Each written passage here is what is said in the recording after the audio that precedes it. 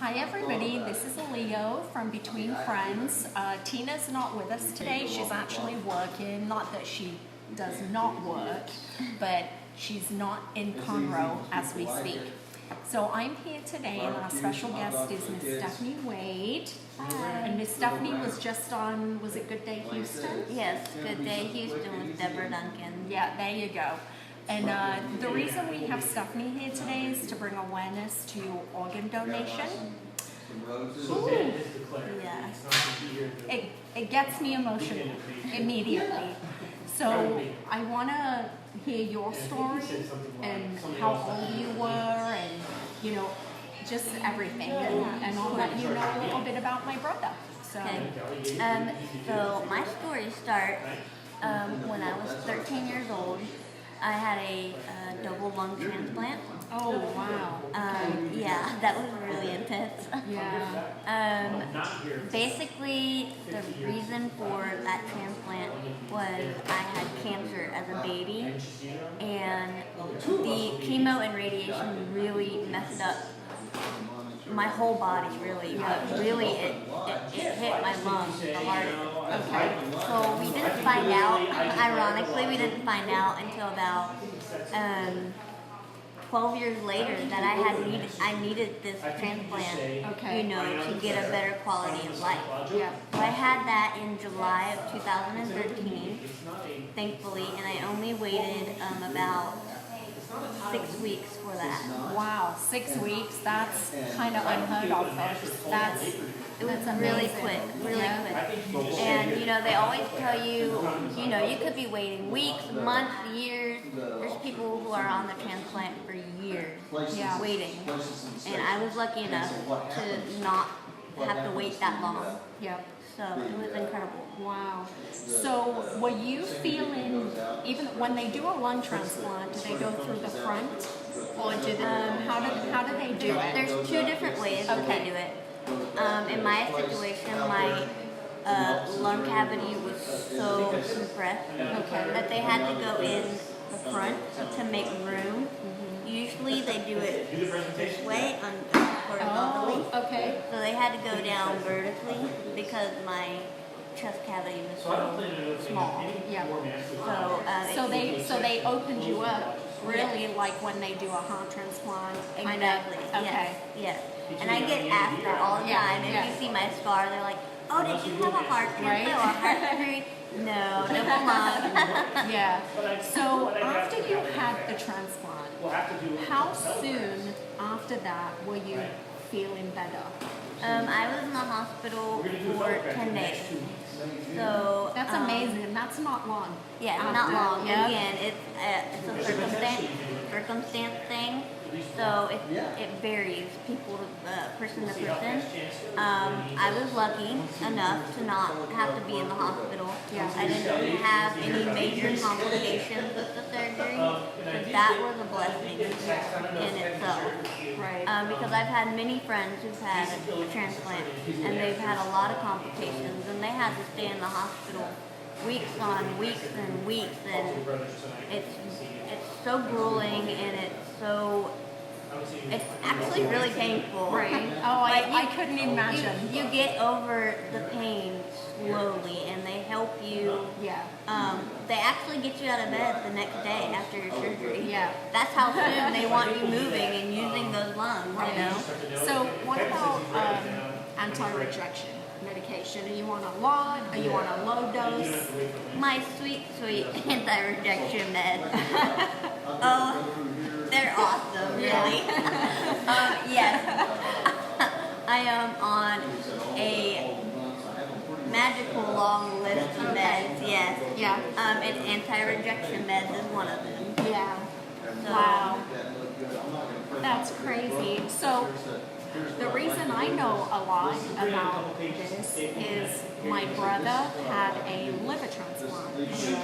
And he had the liver transplant because he had a skin condition called psoriasis. And I'm sure plenty of you out there have heard about psoriasis. So his dermatologist put him on a medication called Remicade. the medication was not clearing up the psoriasis quick enough for the doctor, so he doubled the dose. And and it's an IV way of taking the medication. And within 4 days, it ruined my brother's liver. Oh no. So my brother went yellow, of course. He smelled like alcohol Yeah. because the toxins in his system were poisoning him. Yeah. And even my mom thought he was drinking, you know? And I had a lot of people ask me that. They're like, did he drink? You know, why did his liver give out? No, it was a medication. And we have to be really careful what we take.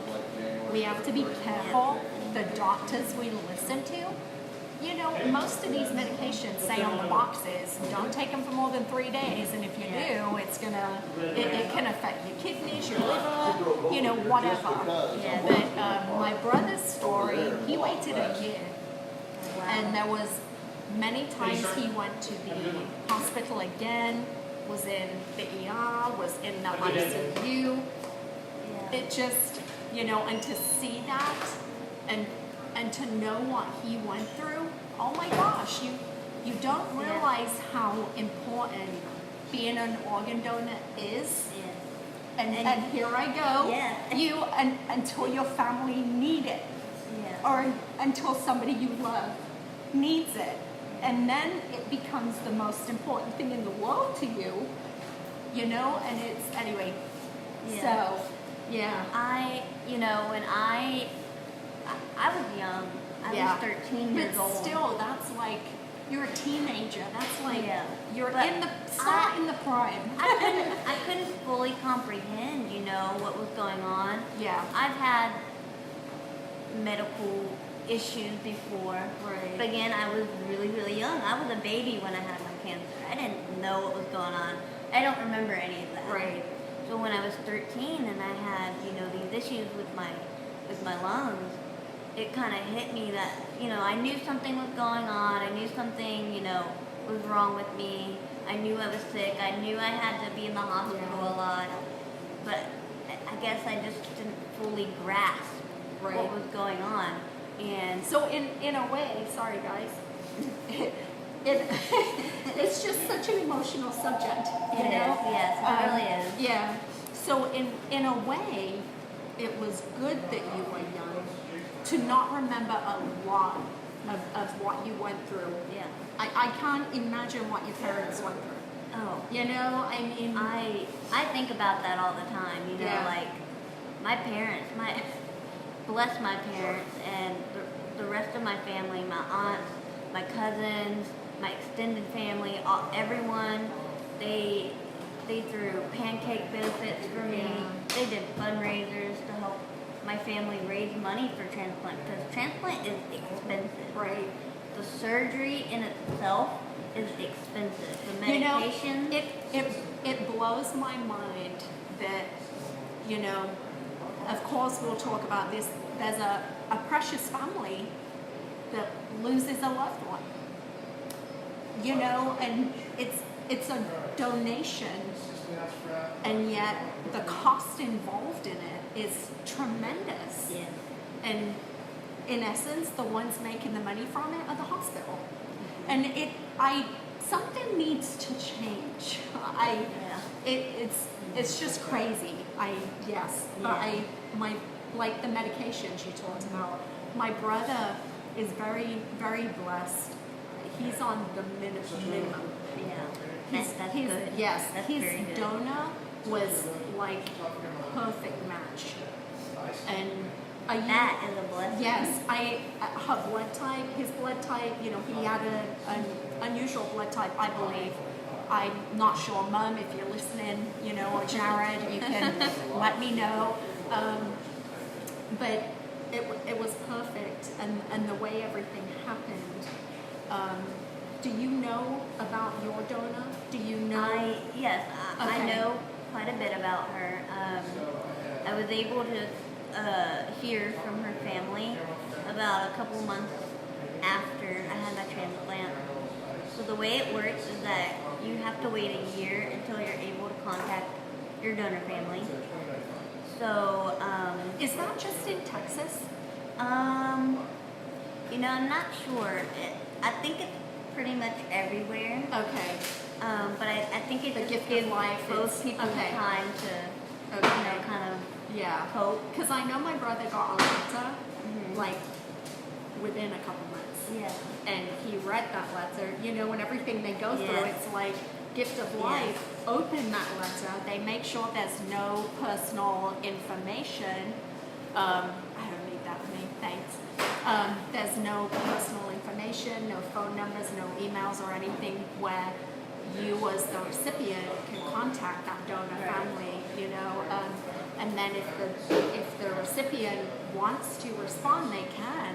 But they do tell you a lot of times it doesn't happen. The recipient of the organ that you donated will not want to be in touch with you. Yeah, and that is true. They do tell you a lot of the time. My donor family contacted me, and the letter basically told me who my donor was. And she was a 17-year-old girl who unfortunately passed away in a skiing accident while on holiday with her family. And she had a pretty big family, and when I first read that letter, I bawled. Yeah. I was like, this was a person. Right. This was a person just like me. Yeah. She was a girl, she was a teenager, she was a sister, a cousin, a friend, she was a person, and it really, really hits you when your donor family reaches out and tells you about who this person was. Right. Yeah. So Yeah, when my brother got his letter, I know he cried when he read it. And it's been 8 years. It may be 7. Forgive me if I'm wrong.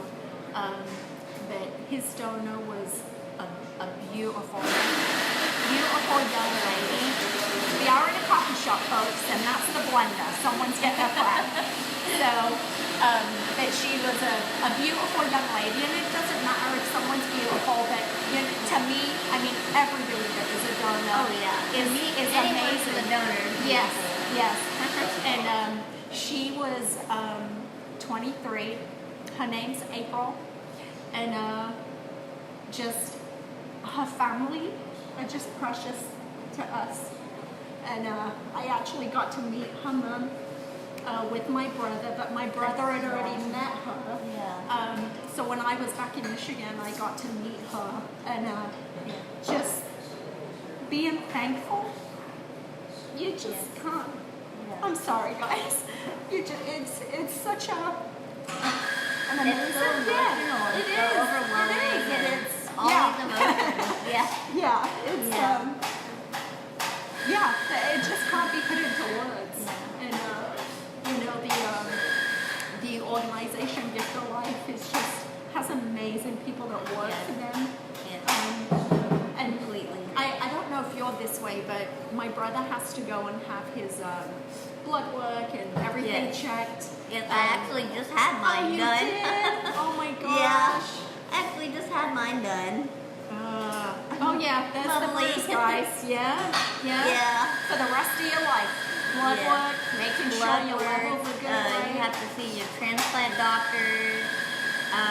When I first got my transplant, I had to do this thing called a bronchoscopy, which is where they go in. I'm asleep, so I don't feel anything. Yeah. They go in with a little scope and take a piece of tissue of the lungs to see if there's rejection or no rejection. Oh, wow. And that is a very, very important procedure because it helps the doctors determine if your organ is going into rejection or not. Okay. So do they have to do that to you often? They had to do it for the first 6 months, and then they did it every year for about 3 years. Wow. And now I don't have to do it that much anymore. Yeah. Only if it's like absolutely necessary. Okay. So if they feel that your levels are maybe not quite right, they're like, well, or let's go take a look. if I'm sick and they suspect something is with my lungs, then they might do it. But it really just depends. Okay. Do you have to be careful during allergy season or flu season? Flu season, any kind of sick season, really. Yeah. Well, welcome to Texas because it's kind of a constant thing here. Yeah. So, my brother's in Michigan, and he's a nurse. Oh, wow. And when he was in organ failure, before he even had his transplant, he was very sick. That's when he was taking his test to be a nurse. Oh, wow. You know, so here he is in intensive care, taking his nursing exam. Yep. And yet we have people that, oh, I can't work, I've hurt my baby finger. You know, I look at him and he's my hero. You know, he's my hero. And, you know, that's how I was when I was sick. You know, I was not going to let the fact that I was on oxygen 24/7, Yeah. even when I was sleeping, I was not going to let the fact that I could barely walk Yeah. even an inch without feeling like I was going to pass out because I was so short of breath. Yeah. I was not going to let that stop me from doing what I wanted in my life and living my life and going to the movies with my friends and having lunch with my family and, Yeah. you know, doing the things that I should be doing Right. normally. Yeah. And that's the thing about a lot of us who are going through organ failure. I have seen it a lot. Yeah. That we don't let it slow us down. Right. We're gonna crazy. keep pushing through. The strength to want to live, I think that just, you know, it lights a fire. Oh yeah, it does. You know, like I'm not going to give up. I'm going to fight. And I can tell you, I'm a baby. If my sinuses are hurting or I've got pressure, you know, it's like, oh, woe is me. I can't go out. You know, Yes. but you know, and then you think about the hundreds of thousands of people that are waiting on a list. You know, you're a name on a list. And do you remember the day when you got the phone call? Yeah. Okay. Yeah. Yeah, I remember. So, oh my gosh. Yeah. I'm gonna try and tell you the story without crying too much. 'cause I would like when that. every time I say this, I get a very. It's okay. We're crying in here today. It's all right. So, my dad was actually getting ready for work, and I got my call. Yeah.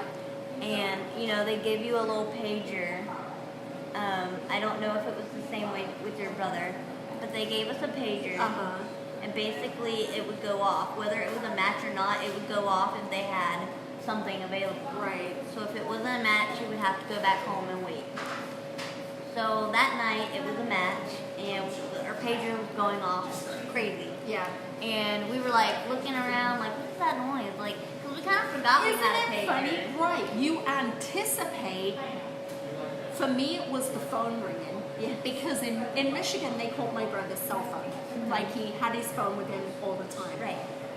And I waited for a year for that phone call for Yeah. him.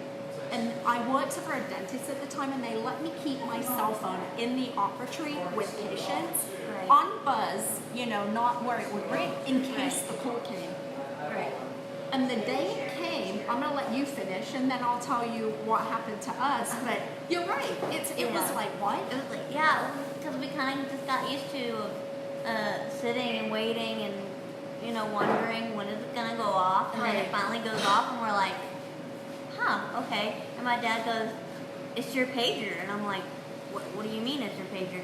And then the hospital calls, and it's my transplant coordinator, and she says, you need to get down here right away, we have a match. And I'm like, you know, I'm looking at my dad, I'm like, what is she saying? What is she saying? What is she saying? And I'm like, I want to know, I want to know. You were younger, so they had to talk to your parents. Right, Well, my right. brother, he answered the phone. Right. So, yeah. So as soon as he got off the phone, he was like, we need to pack a bag, we need to get this, we need to get this, we need to, like, it was so frantic. It was like, hurry, hurry, get ready. And I was running around, I was like, running with an oxygen tank, imagine that. But I was like, I was so ready, I was like, yes, this is it. I'm finally gonna get, you know, the chance to be, you know, free and oxygen, no more oxygen and all this other stuff. Right. I was so excited, and I was crying, and I was shaking, and I was just so overwhelmed, and my body was pumping with adrenaline. It was overwhelming, you know? Right. So we were throwing things into the overnight bag, and my mom was crying, and my dad was crying, and we grabbed everything and we threw it into the back of the truck and we rushed down to the hospital. And they prep you, and that's the thing. They tell you, okay, we're gonna prep you. If it's not a match, then they take everything You'll off be going and home. go home. Yeah. But it was a match. They double checked, they triple checked. It was a match. Yeah. So I had, they did my IV. They did, they checked to make sure I was Stephanie Wade. Right. They checked all their records, and I remember I had a lot of family friends come meet us at the hospital. My mom's friend, my mom's cousins, and other people. Yeah. People she didn't know showed up. I'm sure. It was like, I remember it, but it was also like a blur at Yeah. the same time. Yeah. It was all happening so fast. Right. Because they have to get you into surgery as soon as they can to preserve the organ. Yeah. So I hugged people when we cried and we prayed and we did everything. We read scriptures, we sang, I don't know, we did a lot of things. Yeah. So they finally, about 10:30-ish, maybe 11, they finally took me back to the OR. My mom and my dad were holding my hand and walking me all, as far as they could walk. Yeah. And then they finally That let was me go, it, and huh? that was Yeah. the moment Yeah. when I went in and I had my transplant. 14 hours. Oh, that's a long time. 14 hours. My parents didn't see me until 10 a.m. the next morning. Wow. It was a long Yeah. surgery. Like, when my brother got the call, like you said, you kind of forget you have that pager. And when Jared received the call, it was 2 days after my birthday. My birthday's November 16th. And he didn't call me on my birthday to say happy birthday. So I was getting ready for work in the morning. And again, I worked at the dental office. And it was 6 a.m. I was up getting ready and my phone rings. And I see my brother's number. And I'm like, huh. He's calling me to tell me happy birthday because he forgot 2 days ago. So I kind of had this tune when I answered the phone. And I go, hey, what's up? And he goes, they've got a liver. They called me. They asked me if I wanted it. And I said, hell yeah. I was like, what? He goes, they've got a liver. They asked me if I wanted it. And I said, hell yeah. At that point, I lost it because I truly heard what he said the second time. That was at 6 o'clock in the morning. So he was heading to the hospital. He was supposed to have the surgery at 1:30. Then it was 3:30. Then it was 4:30. And I kept thinking, this is not going to happen today. Because when he was in intensive care in January, there was a liver available. They told him he was getting it. And then he didn't eat that whole day. I was not real happy with the hospital then. And then it went all night. They never came to get him. And then in the morning, his doctor came in and said it wasn't a great match and it was kind of too big. And, they went into detail. And so he didn't get that one. So I kind of thought that's what was going to happen. And but 7:30 that night, we got the call that he just went in. And by 11:30 that night, he was out. His color had already changed. I was in Texas, right? My brother's in Michigan, and just the difference. Pictures that my mom sent, it was just, oh my gosh,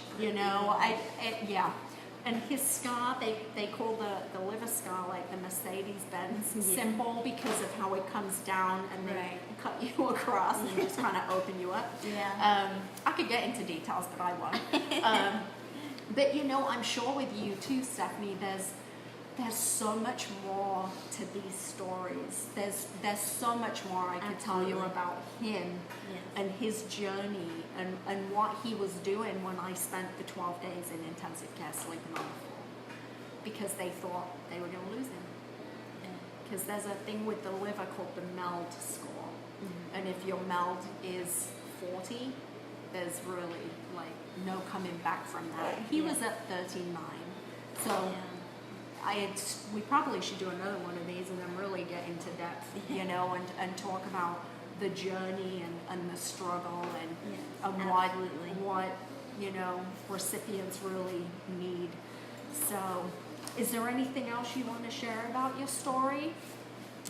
I just want people to be aware of how important organ donation really is.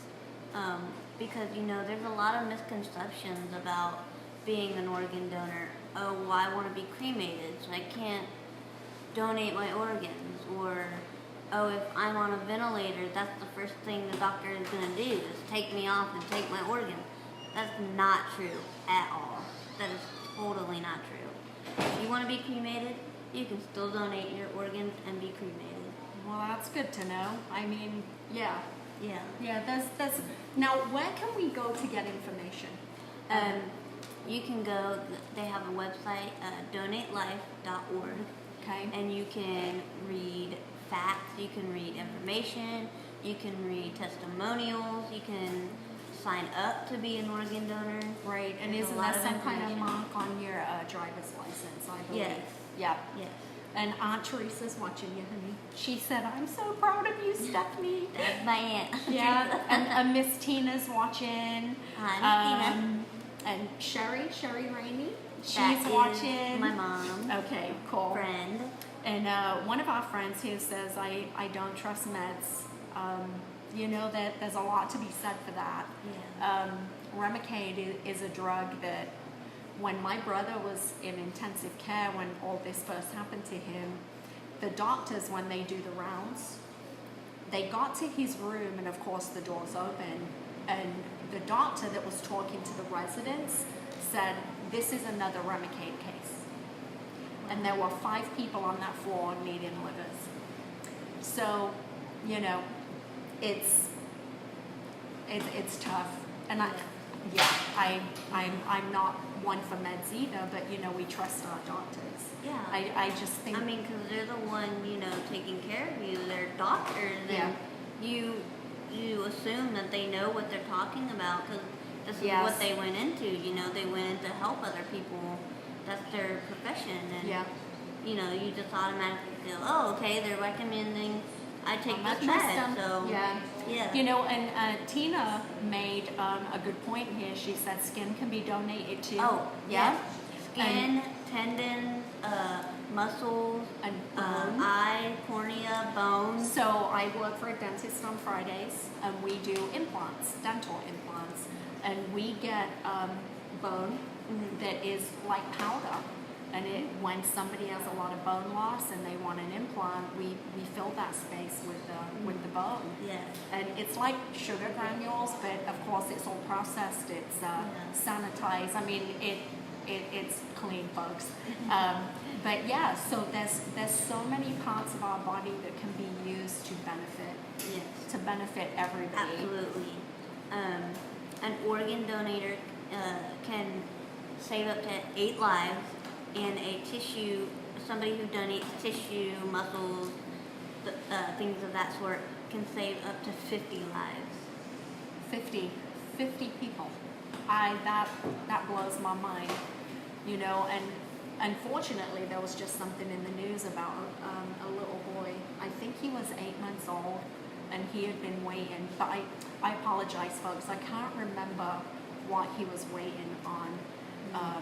But you know, and I know there's reasons for limitations they have, because I remember reading it. But you had to be under 41, under 150 pounds, a non-smoker, non-drinker. There were all of these, you know, and I get that, and yet part of me at the same time is like, if I'm a match, why does it matter? Yeah. You know, at least it may prolong. I believe it was a liver that this little boy was waiting for, and nobody had been a match, because you can do a partial liver transplant, but no one was a match for my brother.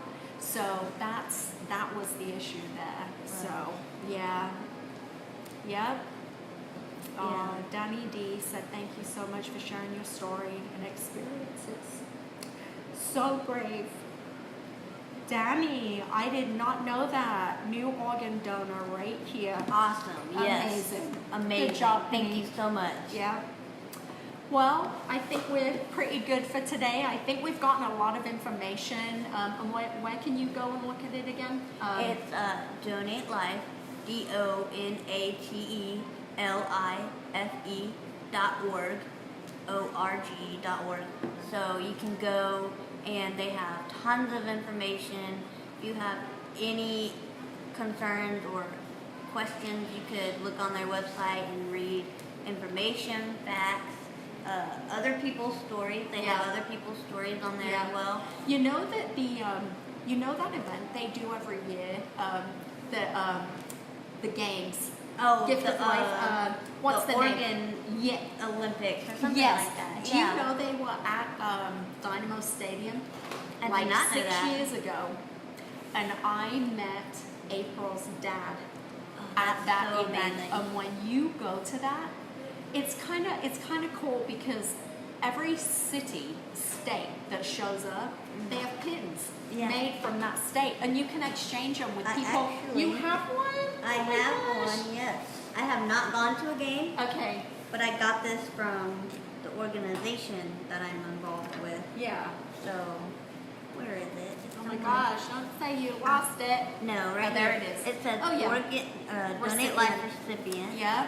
So you can exchange pins with people, and I have one from Michigan and one from Missouri. I think I've got them at home. I didn't even think to bring them, but you know when you make new friends and you meet people, but you know they have this hall, and it was down near Hard Rock Cafe. It was a theater where the Nutcracker is. Okay, Oh, where okay. I forget which hobby center or whatever that is down there. They had pictures, giant postboard pictures of everyone that was a donor. Wow. And so That's you amazing. walked into that room, and it was just overwhelming. And you would see people standing near the pictures of the person that was their donor, you know, their donor. That's And so people amazing. crying and taking pictures and meeting families. And oh my gosh, I think I cried for 4 days. Because I went every day, I hung out with everybody for like the big barbecue dinner they had afterwards. Because April's dad is a big part of Gift of Life in Michigan. Yeah. And so, but man, they had stories. If you were sitting in Dynamo Stadium, they had a big screen set up, and they had the story of the person that had passed away. And That's then, awesome. oh my gosh, that's what I mean. You think you might so have gotten awesome. a little bit emotional right here today, folks?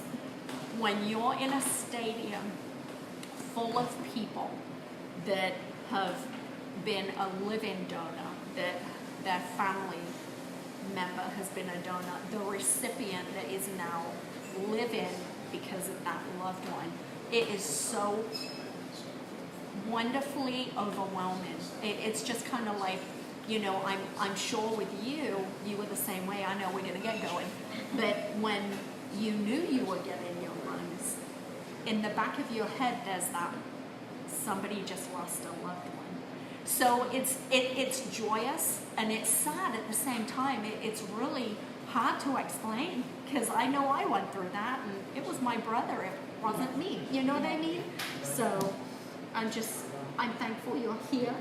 Thank you. I'm thankful for your donor's family and anybody out there that is an organ donor. If you're, call us and give us your story. Message us on Facebook. I think this could be a wonderful, we could do this again, and there's so much that we didn't say, so. There's a lot that needs to be told about organ donation and what the recipient goes through and what the donor family goes through, especially. Right. Nobody's there to tell their side of the story. No, they're just the one. there. Yes. Yeah. And everything is around the recipient, and I see that. But all right, my dears, let me see. Did we have? Hi, Sarah. There's a group from Sedona waving at us. Okay, let's wave back. There you go, we're waving. Mwah. Well, thank you guys for watching. Thank you, Stephanie, for being here. for having me. And I think we're going to do this again because it is just such an important subject. So, everybody have a good evening, and we'll see you next time on Between Friends. Stay caffeinated.